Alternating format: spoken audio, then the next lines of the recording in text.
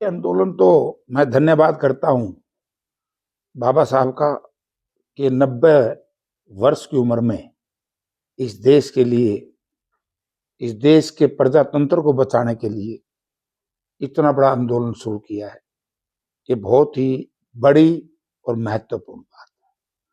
और जो बात हम कह रहे थे कि हरियाणा में धन बल और मशीनरी बल के बलबूते पे हरियाणा में सरकार बनाई, आप ये बात सोचो, मैं आपके माध्यम से जनता को कहता हूं, और मैं बीजेपी के पक्ष में या किसी निर्दलीय के पक्ष में जिन मतदाताओं ने अपना मत किया है, वोट दिया है, मैं उनसे भी निवेदन करूंगा कि इस बात को सोचो कि हरियाणा जीत निश्चित थी। यहां पर धन बल और मशीनरी बल के ऊपर कांग्रेस को हरा दिया, J&K में जीत गई, वहां कुछ नहीं किया। इसी तरीके से महाराष्ट्र में गड़बड़ करके धन और मशीन को लेकर के वहां कांग्रेस और इसके गठबंधन को हरा दिया। और झारखंड में कहते झारखंड गड़बड़ होती, झारखंड में करते। अरे भाई लोगों, इस बात पर विचार करो कि किस तरीके से बेईमानी तरीके से भारतीय जनता पार्टी और उसके सहयोगी दल इस प्रजातंत्र को ध्वस्त करने में लगे।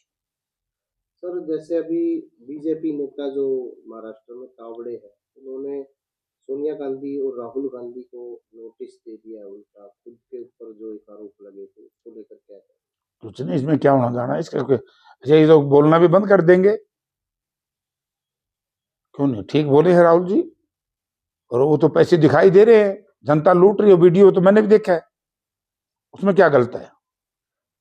सर, जैसे आप हरियाणा की बात करते हैं कि ईवीएम पे आप ठीकरा फोड़ते, विपक्ष भी कहता है, तो वो कहते हैं कि इनके खुद के नेताओं में गुटबाजी थी, इस कारण से आ रही है कांग्रेस।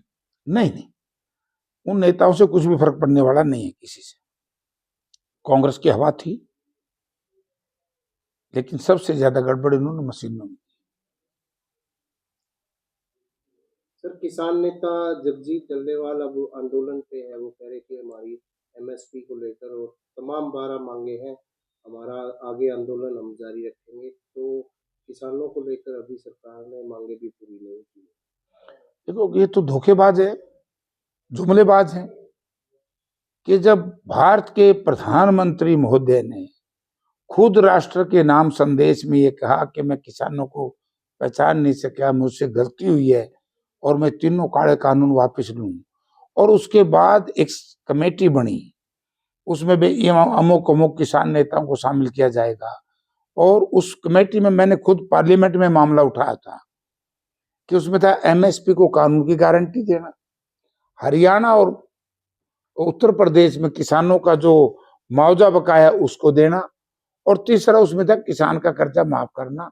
ये भारत के कृषि सचिव जो सेक्रेटरी होता है एग्रीकल्चर, उसके हस्ताक्षर से वो चिट्ठी मैंने पार्लियामेंट में भी दिखाई। लेकिन भेड़ के आगे बीन बजाने से कोई लाभ नहीं है।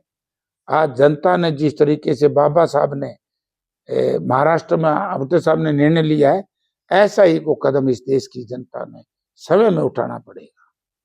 सर, जैसे अभी प्रतिपक्ष नेता नहीं चुने जाने पर अभी हरियाणा सरकार ने भूपेंद्र हुड्डा जी की जो पोस्टी खाली कराने के आदेश दिए, जिसमें भूपेंद्र हुड्डा ने 15 दिन का समय भी मांगा है, तो क्या कहेंगे? प्रतिपक्ष नेता अभी तक नहीं चुने गए हैं, क्या लगता है अभी?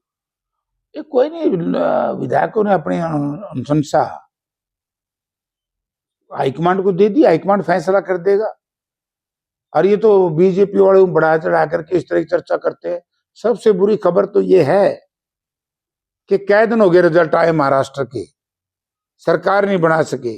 इनका एक सहयोगी नेता अपने गांव चला गया, दूसरा नेता ईवीएम की गड़बड़ी को लेकर के जो धरना चल रहा था उसमें का समर्थन देने चला गया। ये बात मान गया अजीत पवार के वाक्य में गड़बड़ हुई है, तो वहां सरकार ही नहीं बना सकते, कै दिन हो गए। तो नेता प्रतिपक्ष से जरूरी सरकार है, और नेता प्रतिपक्ष बन जाएंगे। आगे कांग्रेस बहुत बढ़िया तरीके से चलेगी। जो गलतियां की हैं, जिन भी नेताओं ने की हैं, वो कांग्रेस पार्टी के हाईकमांड के संज्ञान में आ गया है, और ये सारा और जनता देख रही है कौन क्या है, तो फैसला अब जल्दी कांग्रेस हाईकमांड कर